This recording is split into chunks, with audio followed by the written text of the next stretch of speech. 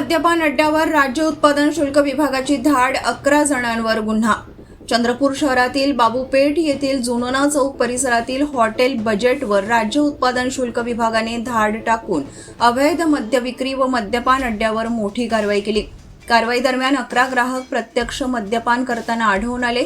तसेच हॉटेलचा व्यवस्थापक चुन्नू विजयपाल सिंग परमार हा ग्राहकांना मद्यपानासाठी आवश्यक सुविधा पुरवत असल्याचे निष्पन्न झाल्याने त्याच्यासह सर्व संबंधितांविरुद्ध महाराष्ट्र दारूबंदी अधिनियम 1949 अंतर्गत गुन्हा दाखल करण्यात आला.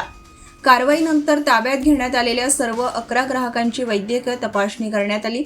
वैद्यकीय अहवालात त्यांनी मद्यप्राशन केल्याचे स्पष्ट झाल्याने त्यांच्याविरुद्ध पुढील कायदेशीर कारवाई सुरू करण्यात आली आहे. दरम्यान हॉटेलचा मालक आशिष चांदेकर हा कारवाई दरम्यान फरार झाला असून त्याचा शोध घेण्यासाठी विशेष पथके नियुक्त करण्यात आली आहेत. या धाडीत दारूसाठा, रोख रक्कम तसेच coolers, deep freezer, refrigerator, gas शेगडी, सिलेंडर, फर्निचर व इतर साहित्य असा एकूण 11,63,460 रुपयांचा मुद्देमाल जप्त करण्यात आला.